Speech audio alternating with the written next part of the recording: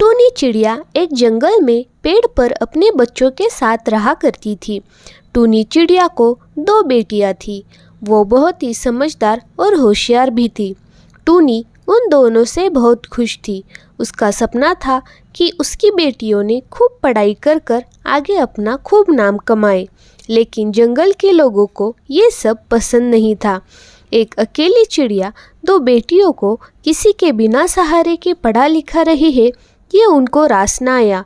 वे उससे बहुत जलते थे, उसकी घृणा करते थे, उसको बहुत बुरा भला कहा करते थे, पर चिड़िया इससे टस से मस न होती।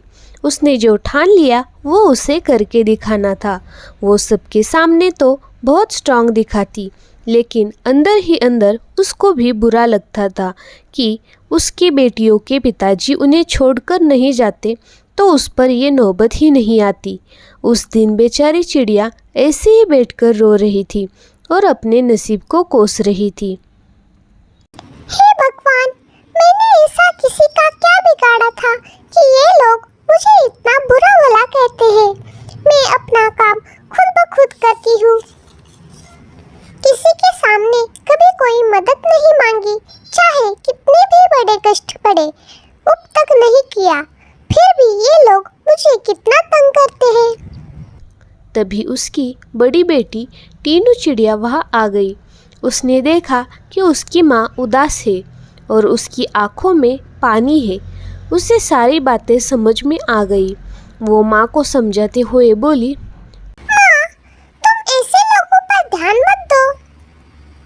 ऐसे लोगों से तो दुनिया भरी पड़ी है और ये पक्षी तुम्हारे अकेले होने का मजाक उड़ा रहे हैं, पर तुम अकेली नहीं हो, हम दोनों तुम्हारे साथ हैं।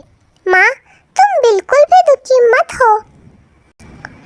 वैसी बात नहीं है, मुझे उन लोगों के चिढ़ाने का बिल्कुल बुरा नहीं लगा। मैं आज तक उनकी बातें सुनती आ रही हूँ। लोग तो कुछ बोलेंगे, उनका तो यही काम है, लेकिन मुझे तुम्हारे पिताजी की बहुत याद आती है। जब भी ये लोग मुझे अकेला बोलते हैं तो मुझे बहुत बुरा लगता है। काश तुम्हारे पापा होते।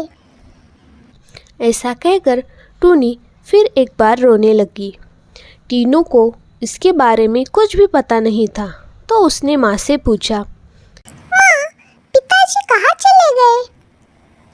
वो उस दिन बहुत खुश थे क्योंकि तुम दोनों पूरे 1 महीने के हो गए थे। इसी खुशी में उन्होंने बहुत बड़ी पार्टी रखने का प्लान किया।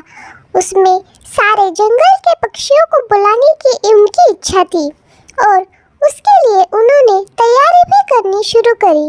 वो दिन मैं कभी नहीं भूल सकती।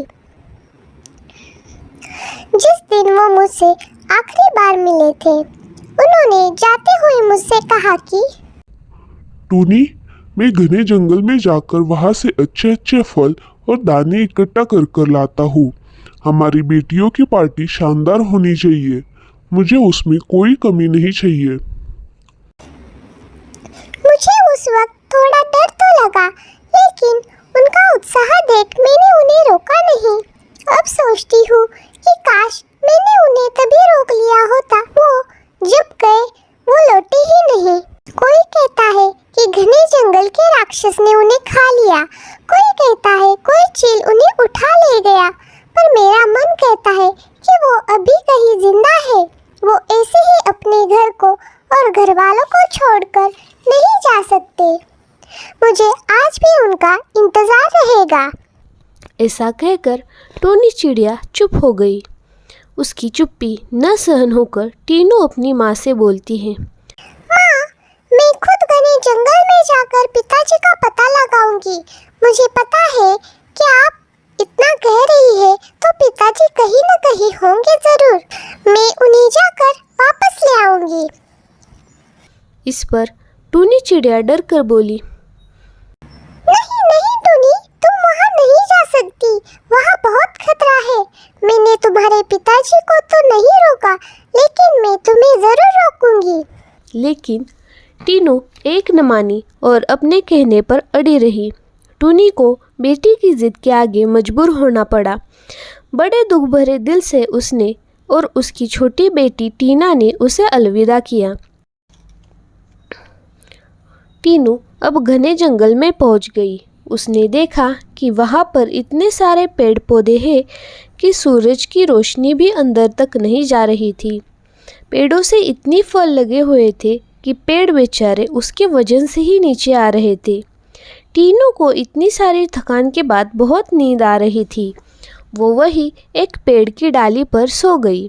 जब वो सोकर उठी तो उसने इतने सारे फल देखकर उन्हें खाने की इच्छा हो गई, पर जैसे ही उसने एक फल तोड़ा, आसमान से कड़कड़ाहट के साथ बिजली चमकी और टीनू के सर आ गिरी। बेचारी टीनू उस झटके से दूर जा गिरी। तभी उसने देखा कि वहाँ और भी कोई है। उसके पंख भी थे। वो देखकर उसने अनुमान लगाया कि ये जंगल की परी है। तभी परी बोली, तुम्हारी हिम्मत कैसे हुई मेरे पेड़ों के फल खाने की? ये मेरा जंगल है और यहाँ सिर्फ मेरा हुक्म चलता है। ये सुनकर टीनू चिड़िया ने डरे हुए स्वर में उसे सारी कहानी सुनाई। इस पर परी बोली, हाँ, वो चिड़ा मेरे पास है। वो भी मेरे जंगल से फल और धान चोरी करने के लिए आया था, इसलिए मैंने उसे कैद में डाला है। टीनू ने रोते हुए हाथ जोड़कर उससे कहा कि आप मुझे मेरे पिताजी लौटा दीजिए। मैं आपके जीवन भर ऋणी रहूंगी। मैं आपको वादा करती हूँ, हम भूलकर भी इस जंगल में वापस नहीं आएंगे। पर आप प्लीज मेरे पिताजी को छोड़ दीजिए। उसका रोना देखकर परी को उस पर दया आ गई। उसने जंगल में फिर न आने के वायदे पर चिड़ा को और टीनू को छोड़ दिया। दोनों जोर से गले लग गए। टीनू को अब जल्द ही जाकर पापा को माँ से मिलाना था। टीनू चिड़िया पापा के साथ घर पहुँच गई। टीनू ने जब उन दोनों को देखा तो उसको उसकी आंखों पर विश्वास नहीं हुआ। उसकी आंखों से आंसू रुक नहीं पा रहे थे। वो बहुत खुश हुई। फिर वो हंसी खुशी रहने लगे।